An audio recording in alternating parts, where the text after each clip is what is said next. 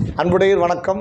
ராசி பலன்கள் வாழ்வியல் சேனலில் வாழ்வியலில் அதாவது எந்த எக்ஸசைஸ் எடுத்தாலும் சரி எடுக்காட்டாலும் சரி, ஆசனம் யோகா இது போடாட்டாலும் சரி, நடைப்பயிற்சி மிக்க மிக்க நன்று என்று அந்த காலத்திலிருந்தே எல்லா சாஸ்திரங்களும் கூறுது. அது மருத்துவ சாஸ்திரம் மிக அருமையாக நடைப்பயிற்சியை கூறுது. அதில் இப்போ சமீபத்தில் உள்ள ஒரு கண்டுபிடிப்பு, நடைப்பயிற்சியில் ப்ரெஷரு சுகரு மன அழுத்தம் எல்லாம் குறையுதுங்கிறது போக உடலில் அதாவது நிணநீர் கணு அப்படின்னு ஒன்று இருக்குது.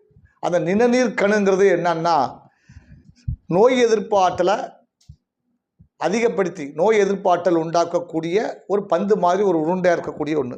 அது நிணநீர் கணுக்கள் உடல் முழுவதும் பரவி நிணநீர் கலன்களால் இணைக்கப்பட்டிருக்குமா. அந்த உருண்டை பந்தானது நோய் எதிர்ப்பு சக்தியை அதிகப்படுத்தக்கூடிய அளவுக்கு உண்டான பலன் பெற்றிருக்கக்கூடியது.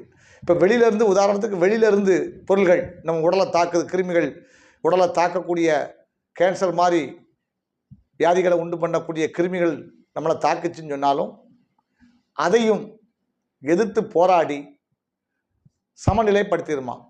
ஆனால் இதற்கு மிக்க பங்கு வகிப்பது இந்த நிணநீர் சுரப்பி நல்லபடி சமநிலையில் இயங்கிறதுக்கு மிக மிக முக்கியமான காரணமும் வாக்கிங் போகிறதும் அப்படின்னு கண்டுபிடிச்சிருக்காங்க. வாக்கிங் போகும்போது ஒரே சீரான இரத்த ஓட்டங்கள் ஓடும்போதும் அந்த நிணநீர் கணு நன்றாக வேலை செய்யும் என்று மருத்துவ அறிஞர்கள் கண்டுபிடித்திருக்கிறார்கள். எனவே வாக்கிங் போகிறதுல ப்ரெஷர் சுகர் மன அழுத்தம் போக மெயினான அந்த நிணநீர் கணு செயல்பட வழிவகுக்கும்.